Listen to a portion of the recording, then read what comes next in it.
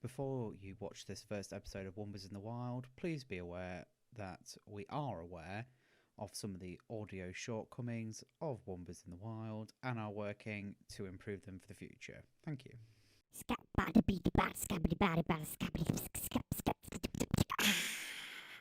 Buckle in for a fucking wild ride. It's just like you get like 1 minute in and like, oh, for fuck's sake, just turn it off. Ideally, don't. We need the money. Yes, please help me. OnlyFans link in the description. Please get that bread. Oh dear.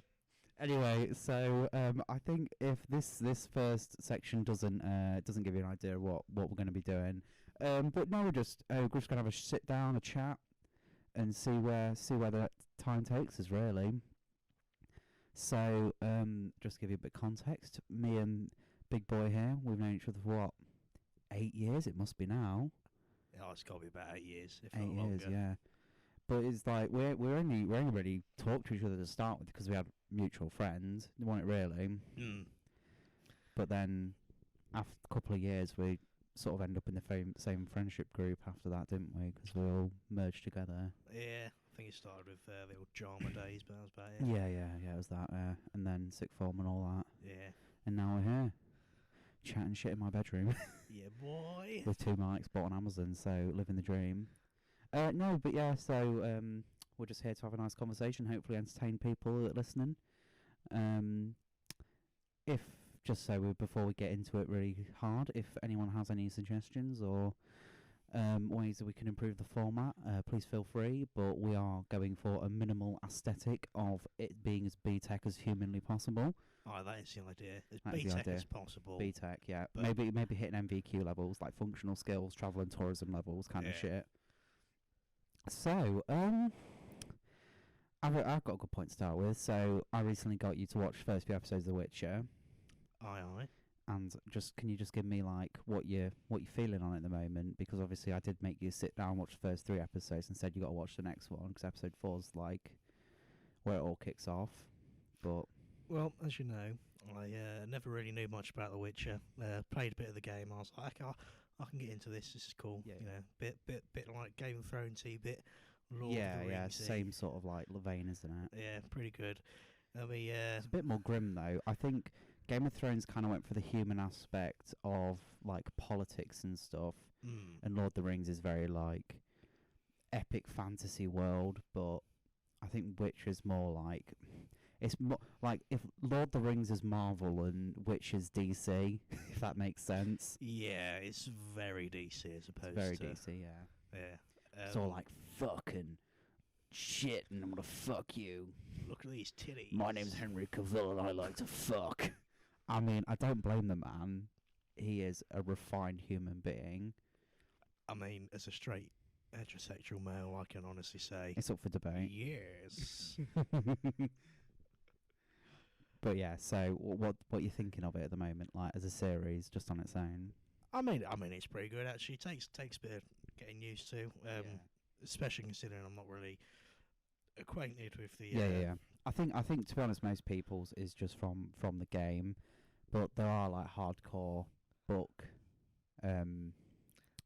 aficionados, yes. So I remember when it was coming out, it was getting a lot of flack for like no reason. Like people were like, "Oh, it's not true to the books," and it's like, "Oh, they can't even get like a medallion right or anything." And it's like, well, you get creative licenses with adaptations. I mean, you can say that about anything, really. I mean, look at let's say Lord of the Rings or like Harry Potter, for example. I mean, you know, there's some things that aren't quite right. I know the books, especially Lord of the Rings, finish at different points as opposed to the movies, and yet they're still quite widely acclaimed by many. But I still need to. I think I read The Hobbit, but I need to read the Lord of the Rings book. So literally, I've got there. You can zoom. Oh shit, yeah. Yeah. So I bought them as a pack, but yeah, I read The Hobbit, but then I never got around to reading Lord of the Rings. So I must admit, it's I actually haven't read much, but I've seen online. I used to read so much, like when I was younger, and then it dropped off, and then I've come back in with audiobooks because when I'm playing like games or something, I struggle just to sort of sit down and just like just do a single thing in a game, because a lot of games I do play are like quite repetitive and quite like tedious and stuff, and a lot of like management kind of stuff. So I do like watching like film or TV or having music on in the background. Yeah, I mean, I agree. You know, it's just, especially playing a lot of games, especially a lot of these games that take fucking forever. Well, to saying do, that Cyberpunk's coming out, which is going to be fucking massive. It'll be a good game. Be interesting to see what happens. Be interesting to see what happens. Yeah, very true. What games haven't you finished lately, by the way? Talking to you, C-Day. It's not C-Day. Fucking CD Project Red. It's because I was thinking of like project, like ject, but I was like subject. It is subjective in my perception. But anyway, let's wrap back. So what are your actual like thoughts on like episode by episode, just like as a series? So episode 1, I mean, it takes a bit of getting into it, you know. I'd say not a lot really happens, you know. It's just getting into it, getting used to the characters and the settings. It's always out of the first episode, though, isn't it? So then my sort of like episode 2 or 3, obviously getting more backstory, you know, getting more into the nitty gritty of it. I think I was probably towards midway of episode 2, towards the end of episode 2. Probably starting to lose a little bit of interest, and then I think episode 3 and especially episode 4, once it all ties it back together, definitely started to engage a bit more. I was a bit like, now I've sort of now it's putting all pieces together. Episode 3 was definitely laying the foundation for episode 4. Because because it was my second time watching it when we watched the first 3 episodes.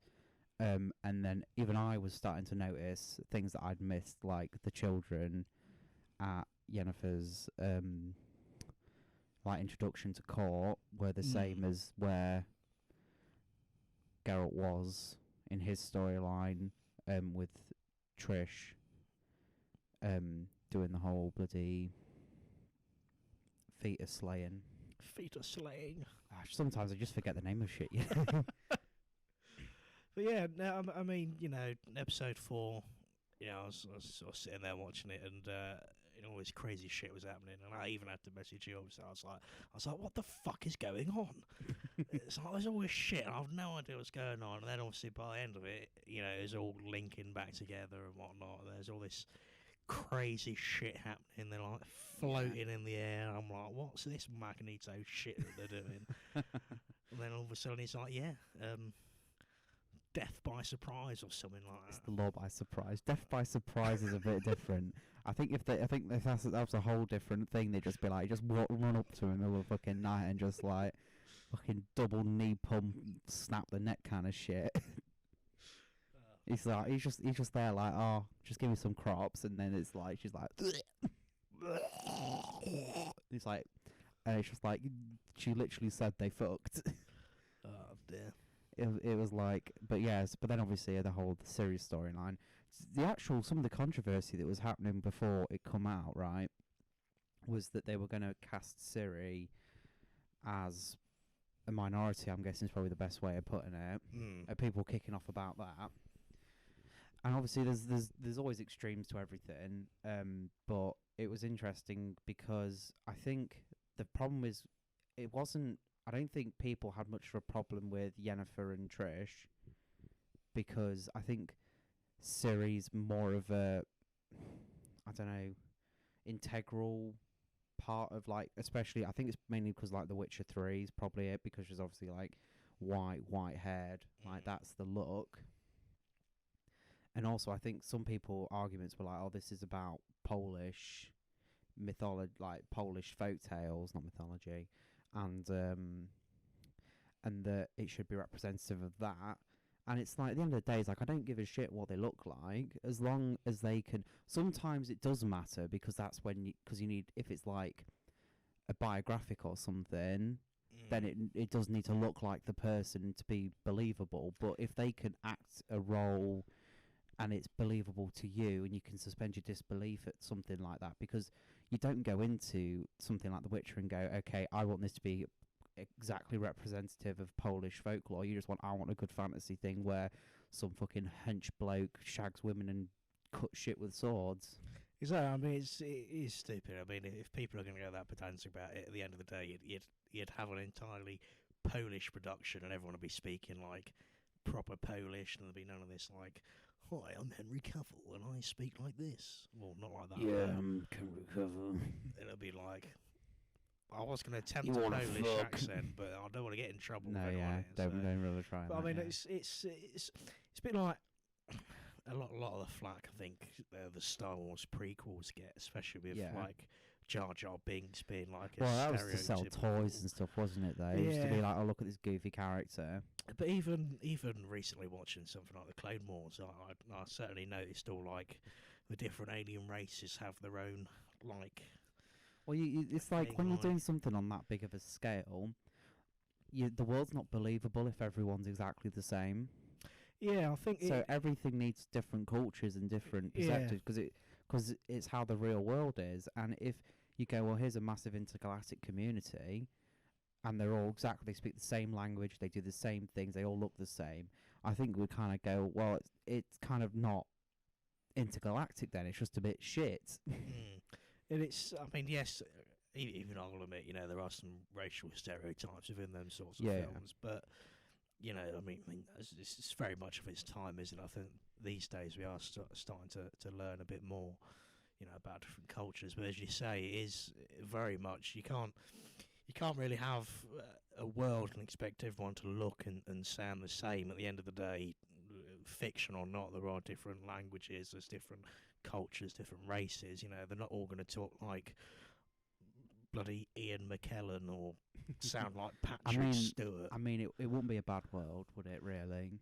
I mean, it'd be great if you were sounding like Ian McKellen. However, you've got it. It's like Patrick Stewart did the Emoji Movie, and it was the Poop Emoji, and it's like, how has a serious Shakespearean actor gone from like even Star Trek was a bit goofy, like for probably what he was used to. I mean, especially considering it was originally William Shatner doing it, and now all of a sudden you got like this Shakespearean actor instead of like, I'm going to talk like this.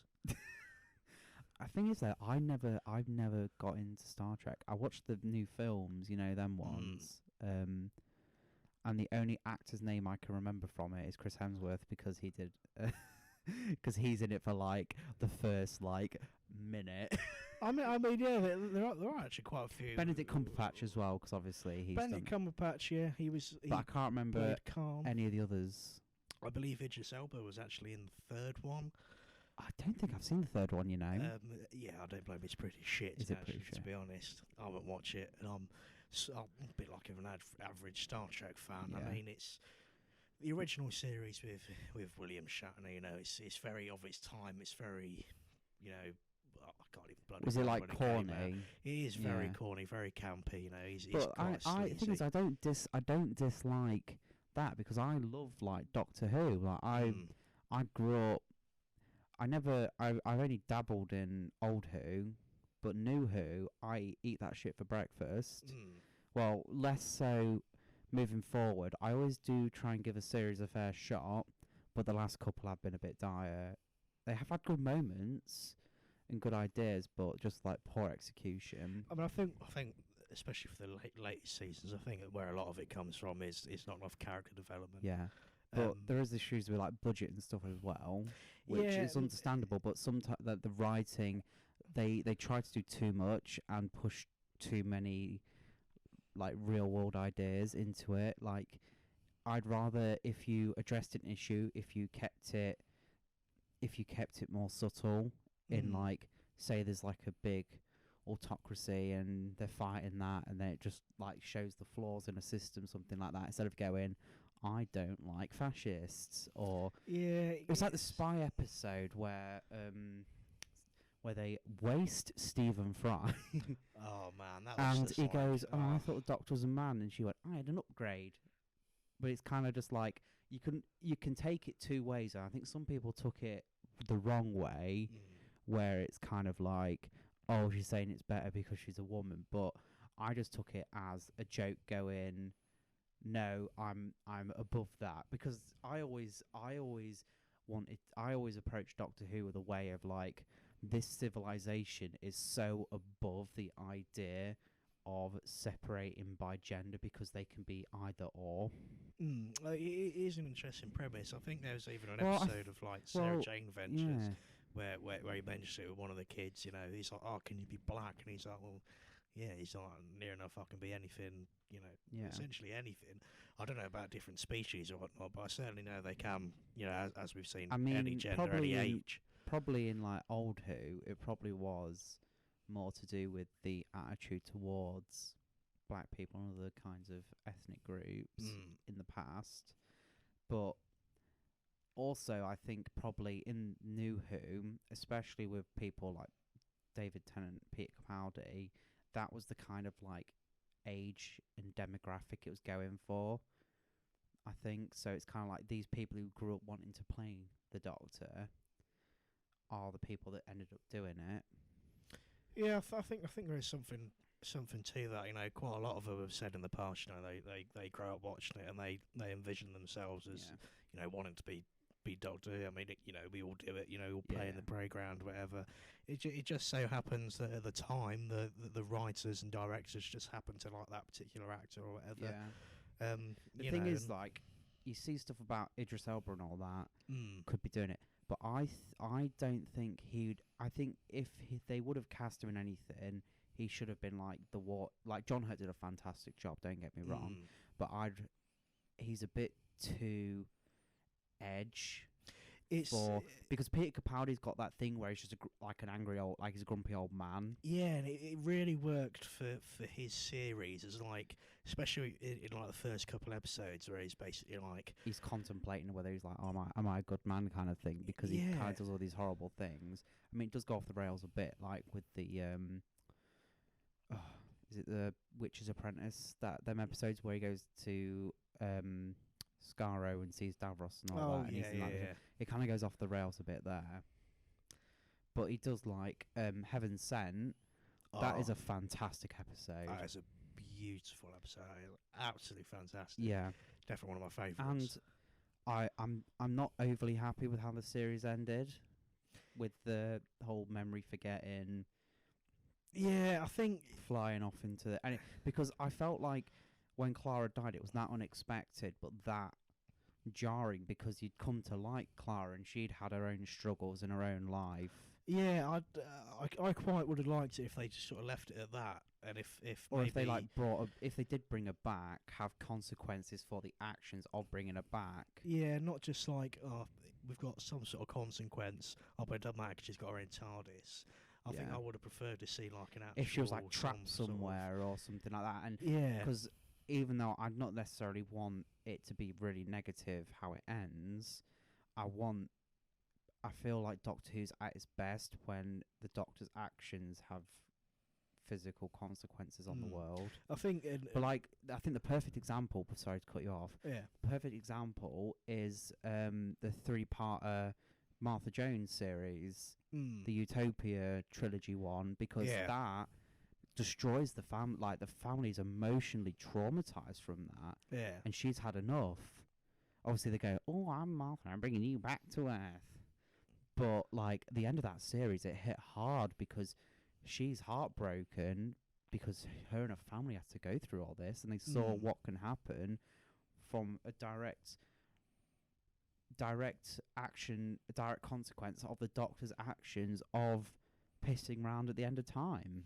Yeah, and I was going to say, like, sort of similar to that, I think you do see it with David Tennant, especially towards the end of the series. You sort of see a bit of a change in him with the Donna series, the way he sort of acts and whatnot. Like, Donna's another example. Obviously. Or the Water of Mars episode. Yeah, I was just about to mention the fact that he basically goes all like, oh, you know, I'm a Time Lord, I can God, do what I want. The laws of time are mine, And he's basically sort of seeing the consequences of everything he's done.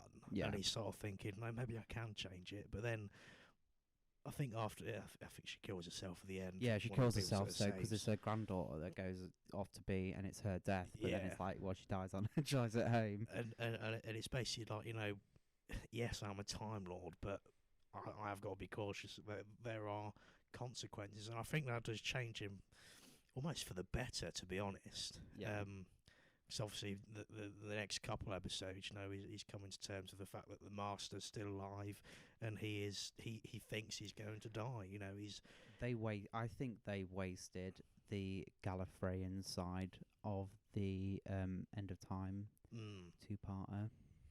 Yeah, it was. And they made the Master's character a bit too kooky, if that makes sense. Yeah, I always quite liked the fact that he was somewhat kooky. Yeah, but he was John Sims brilliant. He was a sort of absolute mind-bendingly intelligent, but at the same time he just wants to do what he wants to do. And it's just, I feel like they took it away a bit with the whole like skeleton CGI crazy Hungary kind of shit. It sort of took me out of it when he's sort of sitting there with those two. I think they're homeless, and he's like, "Oh, I want chips, I want gravy and chicken and grease and." And it's like that's quite not the same as the Master we've seen like a couple of seasons before. He's a bit. Obviously, I get the idea they're going for, but it's, like the whole like Lucy messing with his reincarnation kind of shit. Yeah. But it's like if because it's obviously established later on in the fucking Astronaut River Song thing that like if a single like the galaxy would fight over a single cell of his DNA kind of they'd fight over a single strand of DNA kind of shit, and it's kind of like, well, why did he leave like a fucking ring and like his burnt remains? Like, was it even enough? Yeah, it's just. Which is obviously like an inconsistency you get across series and writers. But I do have to say, I personally do prefer the Russell T. Davies era, because I grew up, because Christopher Eccleston was the first one, and then obviously got David Tennant.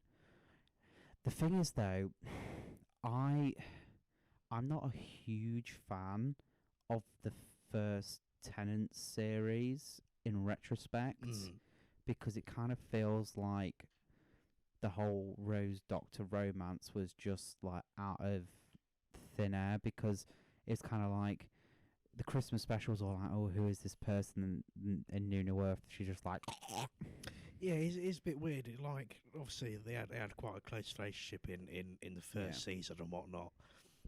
And then all of a sudden, as soon as he changes and becomes like basically from this like weird, rugged Dumbo man to this like skinny. Lots of planets up north. Well, yeah, he becomes like a skinny, scrawny, hot David Tennant man. She's like, oh, why, hello there. And it's a bit like, well, that's kind of like out of nowhere. I think it would have been. Concept is good. I personally feel it would have been better if they extended it and showed how she sort of becomes infatuated with him, like most of the companions. Well, that's the thing that I think a lot of people, and I personally didn't like about Matt Smith Clara, because it kind of just felt like they were being all flirty with each other for like no reason, because they never like had good chemistry.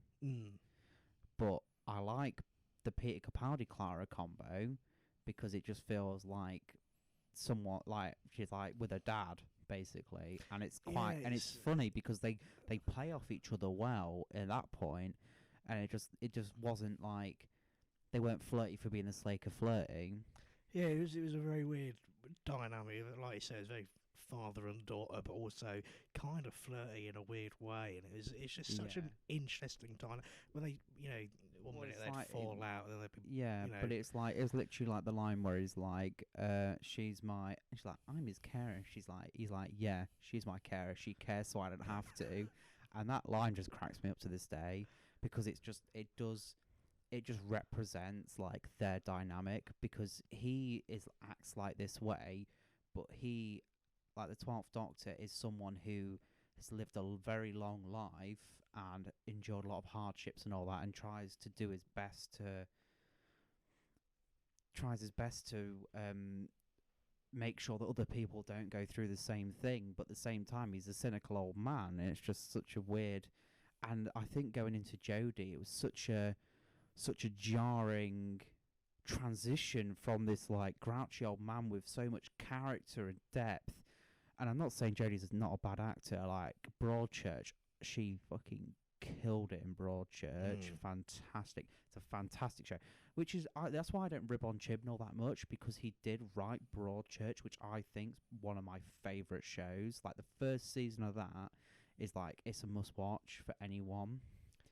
Me, do you want to know a secret? You've not watched Broadchurch. I've not watched Broadchurch. It is, the first season is genuinely some of the best telly you'll ever watch. It's just so engrossing, and you're so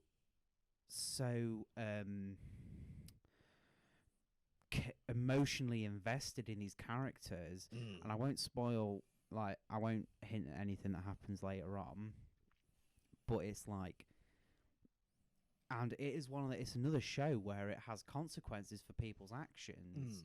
Like David Tennant's character, he is currently living the consequences of his actions, and then other characters later on, and it's just like a massive spider web of different stories, basically. And they sort of go through them one by one, trying to figure out what happened. And it is genuinely so if you're at home, listen to this, and you've not watched Broadchurch season 1, watch it. The other 2 seasons are good, but the first one is by far the best. I just want to say, actually, just to bring the whole thing, what do you call it? Back round, full circle. Yeah, full circle, yeah. I think writing is very much like acting, I think. Oh, yeah. Writing, for one show is, absolutely brilliant. Like you say, Chris Chibnall with Broadchurch. And, obviously, quite a lot of fans of Broadchurch, they say is a really good show. Yeah.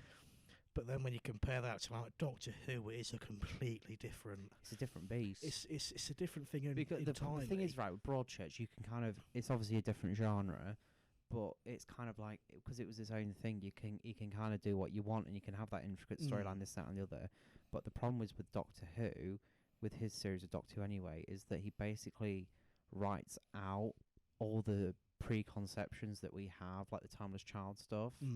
That really got under my skin about it, because it's kind of like it's just like, well, what's the whole point of the whole when he got given more regenerations to be Peter Capaldi? Like, what was the point of that?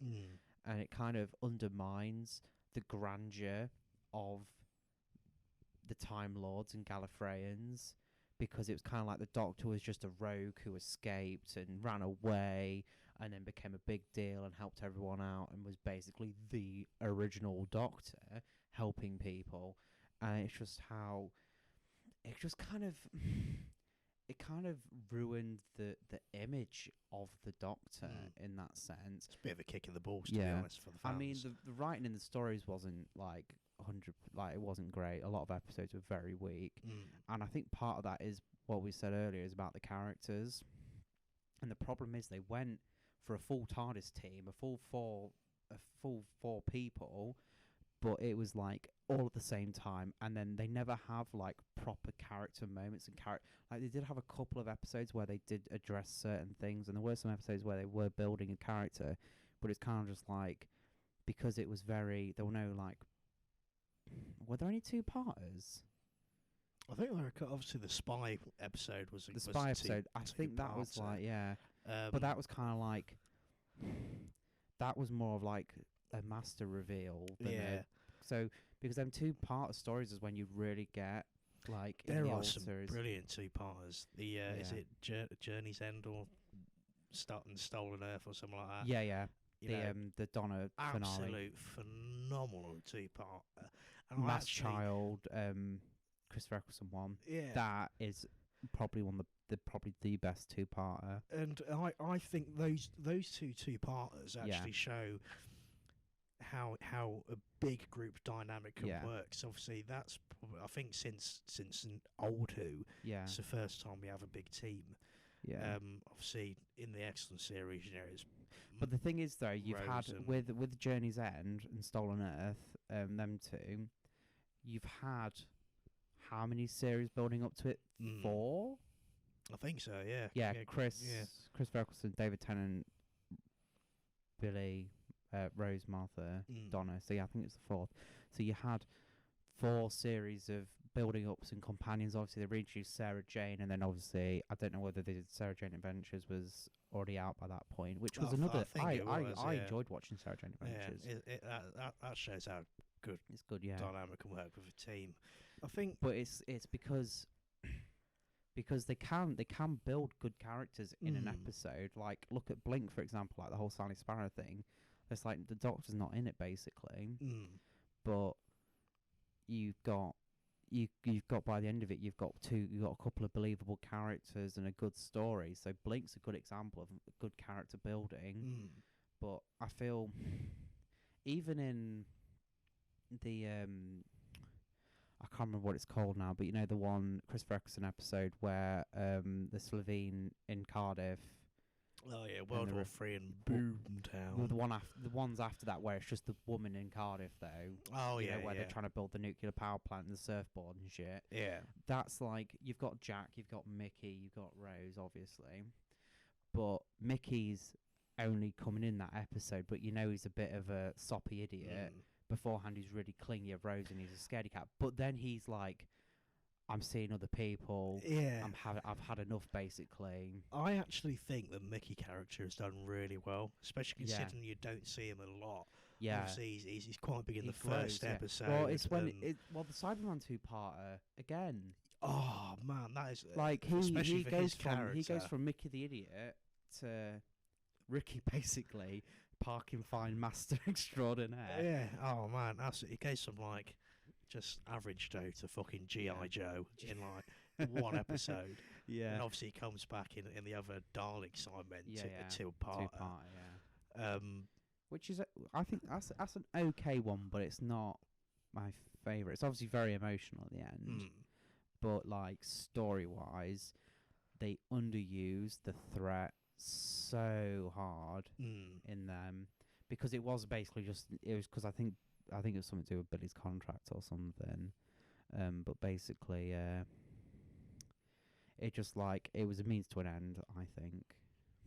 But it did introduce the Port Scarrow, which obviously has been a good plot point, and the Daleks in Manhattan's passable, I think, in my opinion. Yeah, it's an okay two-parter. I kind of like it. I wouldn't say it's like top 10, but I've just remembered. So a good example of Chibnall kind of lacks character building, Doctor Who 42. Do you remember that one? That's actually quite a really good episode. Actually, I really don't like it. Really, I really don't. I actually I like quite the premise. I like how it's like real time. Yeah, I like the idea, but everything in it is kind of just feels like the attitude is just because. Like, why would they set passcodes to the deck with random quiz questions? Why does Martha ring her mum? Why does this magic thingy infect people, and then it kind of feels really like budget? Yeah, I mean, it's all just screaming, and it's all. I mean, I kind of like that sort of thing. It just sounds like when they're like when Tennant's when he's like screaming, and it just sounds like he's getting fisted by a fucking like 10-foot android with fucking sucker punch tentacles or some shit. I mean, I think 42 probably could have been better as a two-parter. Obviously, the whole real-time thing wouldn't have worked. Yeah.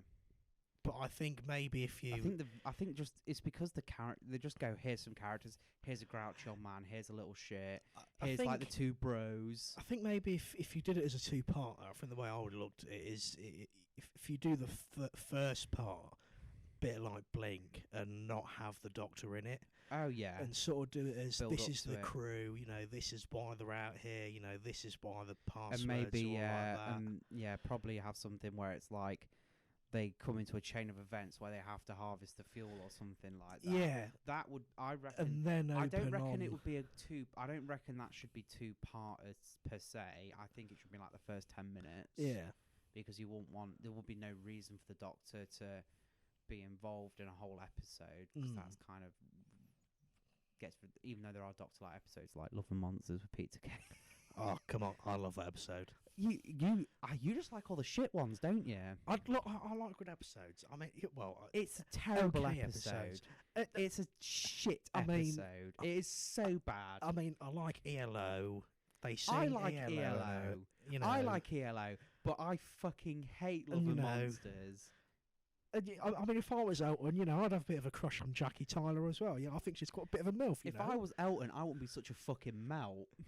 Well, I mean, the real big question about Love and Monsters. What? Is what the fuck he gets up to with that slab. Morally questionable things.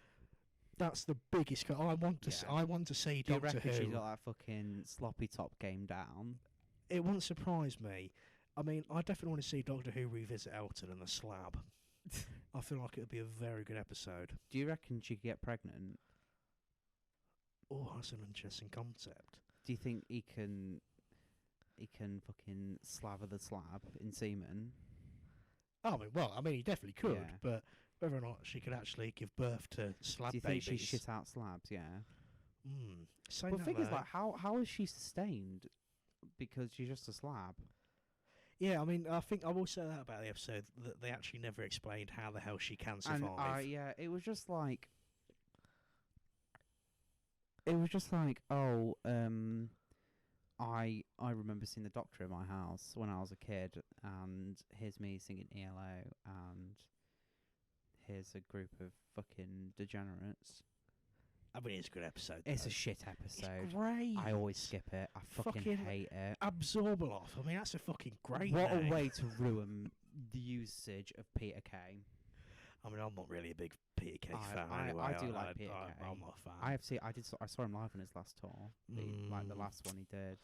He's good. He's good because he's not like he's not outlandish. He doesn't like bullshit stories and all that. It's kind of just like stupid, down to earth, like just like fun little quips on everyday situations. I mean, I'm a bit out there. My comedian favourites. Who's your favourite? My personal favourite is a guy I'm going to shout out because he's got a real good podcast. Okay. Dan Cummins. He is basically yeah. an American me. He shouts at everything, basically. Well, is he a grumpy old man as well? Yeah, he's great. Oh. And he's not afraid to be a grumpy old man, and I enjoy being a grumpy old man. A lot of people shit on it, but it's great moaning at people. Yeah, I feel like one of his great examples, right? Because obviously one of my things is manners. Yeah. I may not have the best manners at home towards the family, but out on the streets, I like to think I'm a respectable man. It's because I keep you in check. That's very true. A swift backhand keeps me in check now and then. Yeah. And offer the word pineapple as my safe word. Next you'll be like, aubergines! That's just the one I'm going to shove up your ass if you keep saying shit. But a great example he gives is holding open doors for people. Oh, yeah. Right. One of the worst things is holding open a door for someone. And they still walk slow. They still walk slow, but not only that, they don't say thank you. What kind of fucking barbar... Right, if you're in a chain of people that are just, like, passing the door back while going through it, you can get away with not saying thank you because it's kind of like you're just part of a chain of events there. Yeah. But... Even so, just a head nod or... Cheers. You can't just go cheers, don't you? Yeah. You say thank you to someone who, like, goes out their way to stop, prop that shit open. And this is the thing. And any respectable... If it's like an old person or a kid, if they've got kids, I can kind of accept, like, yeah, they're not going to really get there any quicker. Yeah. But if it's like a normal bloke, they're just kind of like little... Like, they do, like, the little jog and then just a faster walk. I do it. Well, it's just to get there. Makes me laugh when people do that across the road as well. To cross the road, yeah. You let them. You clearly like stop or slow down. They still do that little. Oh, I'm jogging. And it's like, mate, you got like 2 feet to walk. You don't have to jog. It's just. I think it's just part of like just a. It's a show of I'm getting a move on. Yeah. It's like a running start. I think like hitting the ground running. I think it doesn't. It literally doesn't do anything for you. I think I watched a Mythbusters episode on it, and they got like, what's the guy's name? What's like the one that everyone thinks really dumb compared to Tory? Is it Tory? I think so, yeah. Yeah, he's kind of like just like the one who's just sort of there to be bullied. He was, wasn't he? Oh, definitely. Rip Grant, by the way, my boy. I fucking love Grant. That was a sad part. It was a sad day, yeah. That was What's on about Mythbusters though? Did you ever read that shit about Adam Savage's sister? No. She's a fucking nutcase. What? So basically, she come out and was suing him. This is quite recently, actually, and she was suing him, saying that like he raped her when they were children, like when he was like 12, and he'd like forced her to have sex with him. But then I think he put out a statement saying that they're dealing with it as a family because she's had a history of false accusations, basically, and she's a bit of a Fruit Loop.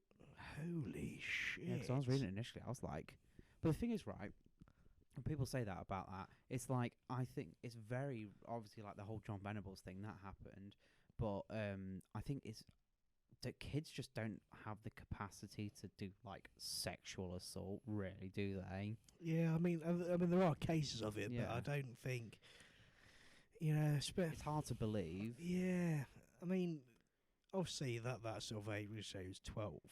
It was something stupid, like it's from like 8 to 12 or something. Yeah, I mean, and he was like forced anal or something like that. Jesus Christ! I mean, I don't know about anal at 12, but I mean, you sort of bet that shit was like. I mean, you sort of become sort of like sexually active around that age. I think that's probably when it starts. Yeah, but it's like, my penis grew. What did? Yeah, unless he's been watching Pornhub or Brazzers or something, I don't think he'd have an idea what it is. Like, think how old he is and how long ago that would have been. Yeah, well, they wouldn't have Brazzers back then. It'd be like the good old VHS porn, Probably didn't have VHS back in the day. It's probably just like some fucking like. Probably someone just sent some like fucking smoke signals going. I'm showing my tits. Smoke signal nudes. Oh, name of your sex tape, right? Oh, Jesus. No, I think the whole culture these days is just completely different. It's definitely like you never want to blame the victim in anything, but with something that is so severe that it will affect the accusee's life forever, you've got to make sure that you have all the facts. Like if someone said I'd been raped by so and so, I would be like, it's okay, blah de blah, kind of that. Like, it's as long as the proper procedure is done and they have the correct support. But sometimes it could just, and there have been cases where it's just like people just regret it, and they do get a charge and a conviction out of it, and it's just awful how someone's life can be ruined by just like regret when it's like, well, the other person was drunk, but it's like they're both drunk. Like, how can it be a one-way street when they're both? And if it happened the other way around, nothing would happen. Yeah, I mean, I'd not like to get too much into it. I don't want to be too political on here, but I just do know agree. What I mean. Where it's like it all comes back round to actions have consequences. So it's like that and everything. Good writing, especially and a good court case. Especially like you're saying with Savage's sister, if she's not even in a mental state of mind anyway. Yeah. I think that has to be some sort of factor. Obviously these things do happen. And and historical cases do happen. Yeah, it's like not long ago there was that. But I think if I think it does have to factor in. It sounds, I don't know how people can tell you this, but are you sane-minded, essentially? Yeah. And if the answer is yes, you're more likely to be believed. But if you do have a case of, well, she says this thing quite often, you're probably not going to be believed, by many. I think boy who cried wolf sometimes, isn't it? So yeah. But not to say that these things do happen. Yeah. Of course, it could very well be true. But don't want to get banned on the first episode. Yeah. But, on about getting raped. Have you seen The Economy recently? Oh, just plummeting. Yeah. Like my mental state all the time, but that's just me. I mean, I feel that's just everyone at the moment. Well, saying that, it's like on about mental state and stuff and all this happening, like, because we were talking about comedians and all that, and I noticed a lot of social media comedy is just relatability, and it's kind of like dumbed down comedy. I'm not like a comedy gatekeeper and all that, but I like my sense of humor is quite dry and sarcastic a lot of the time, and I do enjoy that kind of like wit and that kind of like thing. But I also do like dumb shit like IT Crowd, which isn't exactly the comedic masterpiece that it is, but it's just it is funny because it's kind of it's extraordinary in its circumstance. Like I think it's fire at sea parks. It's just it's dumb. There's a difference between relatable dumb and just stupid. It's like well, the way Dark I like Places is a good example. Yeah. That is A-level autism right there. Yeah, it is. But it's I love it. It is. It's absolutely fantastic. It's the bloody song. When Richard Ayoade does like his little like rap section, Matt Berry's like going off on one about a lost love or something. Oh man, and it's like now then, player. It does show. Going back to writing, to be honest, it shows good writing. You know, like you say, one example I give is that, as you know, probably know, I'm a big Frasier fan. Yeah.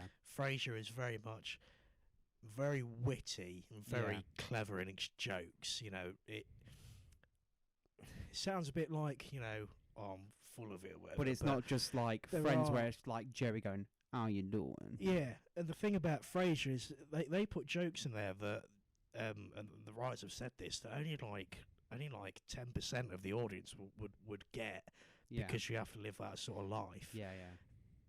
And I absolutely love that. I love the jokes in Frasier. I love the writing. I love a show that has so many like hidden jokes. Yeah. That on rewatching or you come back to something at a later date and you're like obviously grown as a person and you understand more and then you get jokes that weren't there, which is why I love Hot Fuzz. Because I've loved it for years and years and years. Like, it's been my favourite film, and it still is to this day. But I can still go back to it now and catch something I never noticed before. Because there's so many callbacks and so many, like, jokes that you just don't get the first time. But then so many intricacies in it. Like, you know, the bit where they're doing the shootout and Danny shoots his gun into the air. Oh, yeah. Because he's, like, replicating the Point Break. But he's also emptying the gun so Nicholas can't shoot his dad. Have you ever thought about that? Oh, fuck, I would have actually thought about that. Oh, yeah. my God, holy so shit. he emptied the gun, and it also meant that Nicholas couldn't shoot. Interesting. Yeah. I do like Hot Fuzz. In fact, it was only recently I realised, you know, the opening monologue? Yeah. For years, I thought that was Simon Pegg doing the monologue. Oh, no, it's fucking Martin Freeman. Martin Freeman, yeah. I blew Ashton's mind of that as well, my brother. Did you not know? I did not know that. Fucking hell. Hello, Nicholas. How's the hand? Still a bit stiff. Still a bit stiff. But it's like they got like Martin Freeman obviously before he got big. Yeah. I can't remember what Alan Partridge's actual name is. What's the actor's name? Steve Coogan, I think. Yeah. And then they got Bill Nighy. Bill Nighy. And it's like Bill Nighy's like a titan of an actor, and they got him for like 2 small roles. But it's like I love movies that get big actors just do real small dumb shit. Like Pick a Destiny. They got like big actors and big celebrities just do minor roles. Dave Robbins, Dave Grohl, yeah. Just do, and I love films where it's just like little, like they're not like cameos, they're little roles, but for big actors. Cause it doesn't give the show. Obviously, it's like Simon Pegg, Nick Frost is a big duo in certain circles, definitely, and a certain style, especially like Edgar Wright, Simon Pegg writing. They only filmed Hot Fuzz in 4 months, you know. Holy shit! I saw somewhere they only did it.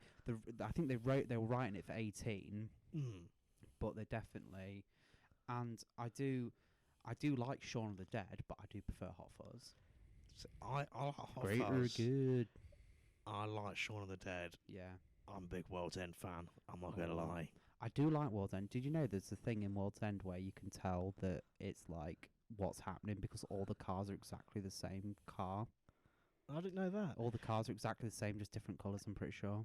I'm not too certain, but I have a funny feeling also that and also all the pubs and stuff, names, and it's like the pub walk.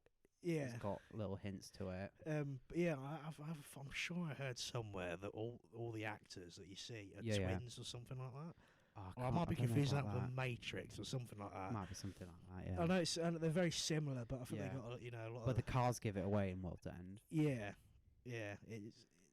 I do like Edgar Wright films, but the problem is like when you watch something about an Edgar Wright film, it's like I like Edgar Wright films, so I'm gonna watch something about an Edgar Wright film.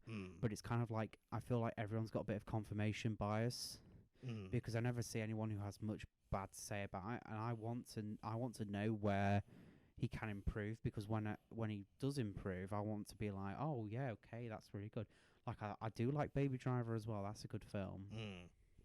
And there is like funny little quirks in Baby Driver. Like if you listen to it through earphones, the music will play through the ear that Baby's got an earphone in, which is quite cool. Yeah, I do like little. But then things it's like the driving scene is a lot of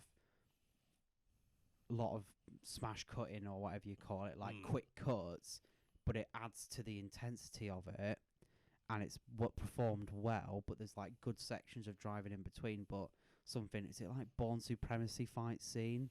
Oh yeah, well, that's like 20 cuts like per fucking second. The famous Taken 3 scene of him jumping over the fence. It's something stupid like 16 different cuts just for Liam Neeson to go, oh, I'm gonna jump over a fence. It's like wow. Yeah, which is I think that's why films like John Wick have done so well.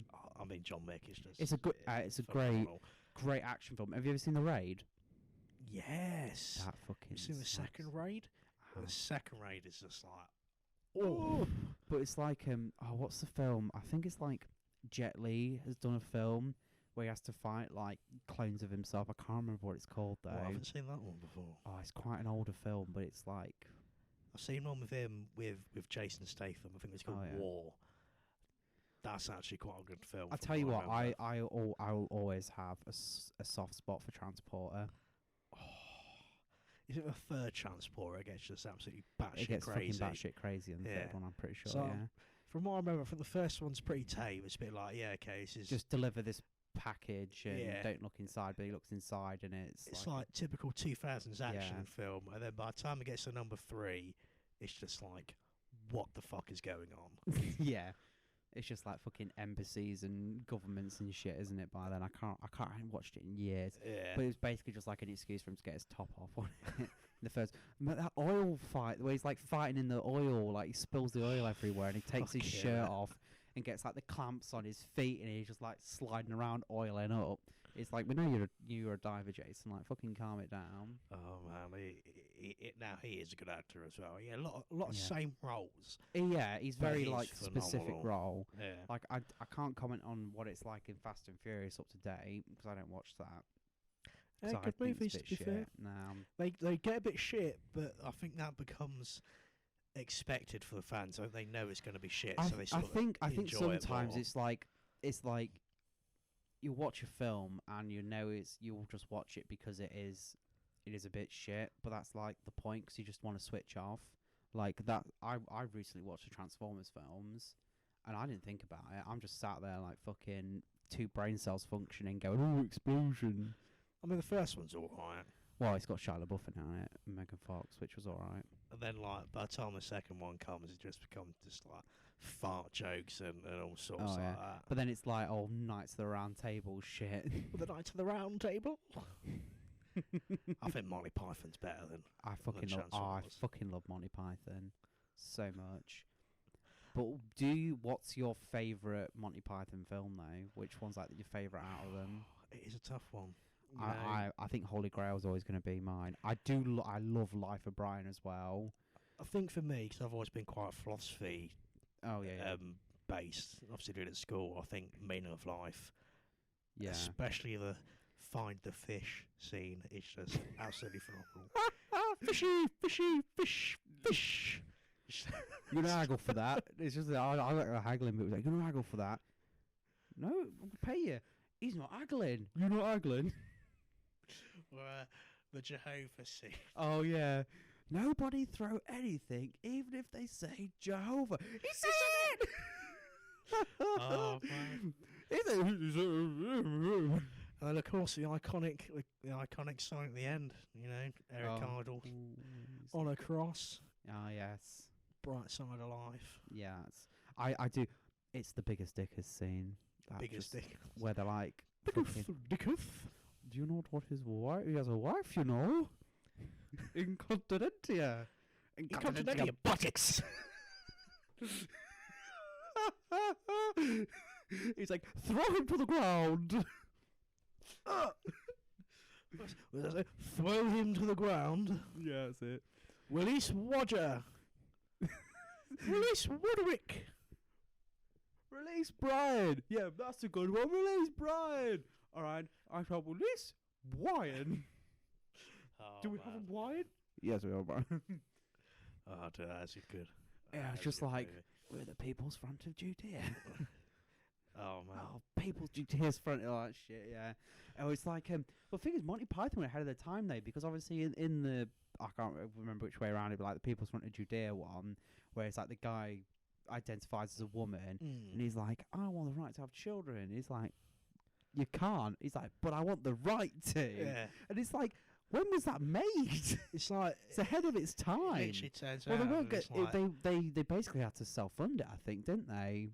It wouldn't surprise me if they have to do. If they have to self-fund quite a lot of it. To be fair, because I know that they're a bit risque in a lot of the stuff they did, especially like something like Life of Brian. Life of Brian was definitely a big one. People are a bit like, you know, can we do this sort of thing? A bit controversial. Yeah. But I think I've always liked the story of like King Arthur and all that because obviously like the Merlin series was great. But also I used to listen to a audio CD of Sean Bean telling the story of Arthur and all that, and that was like I've always had a soft spot for that in my heart. Now that I fucking love Sean Bean. I think I might just creep myself. Hang on a minute, I just have to wipe myself down a minute. That is it a bit of a Sean surprise? It is a nice Sean surprise. That is. Seanie Beanie. Seanie Beanie. Yeah, I don't know why, but I always when I was growing up, I always I've watched Sharp. I've watched Sharp since I was like 12 or something stupid like that. Like I'd catch it I think I'd catch it on the telly, but my granddad had a box set of all the episodes up to Waterloo, because obviously the other episodes come out at a later date. And I'd just borrow that and just watch them all back to back, basically. And obviously there was a bit of to-dos and stuff, but I don't think my parents really give a shit, to be honest, because it's like it's just Sharp, innit? So you're gonna see him eventually. It is a phenomenal. I was allowed to watch Sharp and stuff like that, but it was like couldn't play the Punisher game on PlayStation 2. That's basically every household. I think it's like. Oh, I mean, I got to like, I think that was because I was obviously like primary school, early secondary school, but the second I hit like 14, 15, got my own computer, it was kind of just like, you're a fucking big boy now. Saying that though, I think I was watching horror films at a very early age. The thing is, no one in my family really watches horror, so I've never really gotten into it. Oh, I'm gonna have to get you into. I know horror, my brother's girlfriend likes watching like horror. They recently watched Resident Evil films. Oh yeah. And I caught a few of them, and it was just like, why are you wearing a fucking small blouse and a mini skirt to a zombie? And there was like a scene in a church where a woman drove in, who she was like being tested on. She was one that like broke out the lab and all that. And she come through to see the other main character. I think it's like the second one or third. Yeah, I think it's the second one, I believe. And there's like these mutant freak ones that climb all on the ceiling and all that. And she runs the motorbike into the zombie, whatever.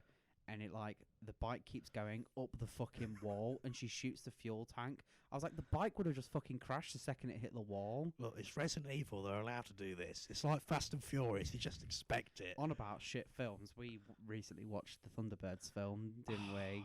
And that, ladies and gentlemen, is a fucking masterpiece of a film. If you want good old-fashioned classic masterpiece cinema, forget Martin Scorsese. Thunderbirds. It's all about live action Thunderbirds film, because we get to watch a Busted soundtrack. Bill Paxton, Ben Kingsley. It's like the Ben Kingsley character is basically just like, it's basically what the Mandalorian would be, but more shit. The Mandalorian. Not Mandalorian. Fucking cut that out. I thought it'd be an interesting season of The Mandalorian. It's because I was reading shit on The Mandalorian today. It's in my head. Mandarin. He's like. The problem is when I think Mandarin, I just think of a fucking orange, which is probably why I thought Mandalorian. I get confused. Sorry, like words that sound similar. I'll just talk, and it's just the first thing that comes to my head. It's a bit like, well, unlike me with my stutter mouth and. Well, on about stuttering, the stuttering in Thunderbird is just so fucking stupid.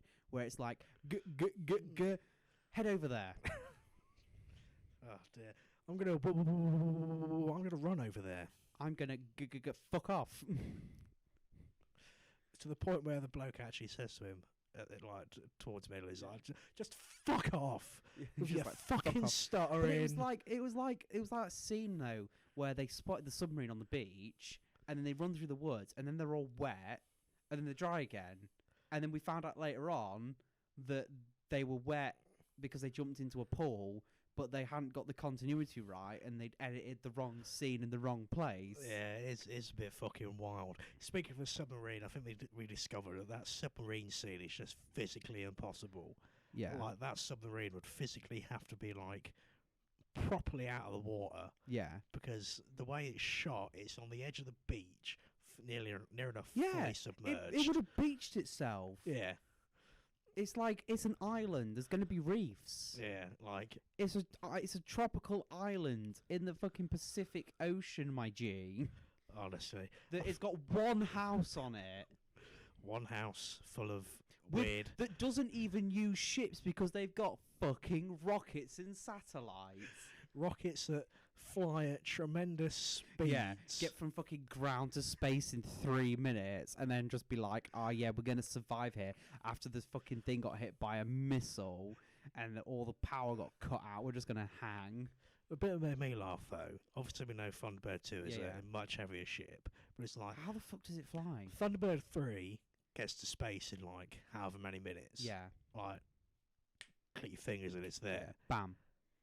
But I'm pretty sure they said it's going to take 16 hours to fly from Tracy Island to, like, London. Yeah. And then when the kids jumped in Thunderbird 1, they're in there, like... They got to London in the space of like 5 minutes. Yeah. It's like, they would have on? overtaken Thunderbird 2 in the time frame. Yeah. Because Thunderbird 2 is thick. It is a thick boy, especially them However, wings. it's the best Thunderbird, and if you disagree, you can fuck right off. Yes. Please go and fuck thine self.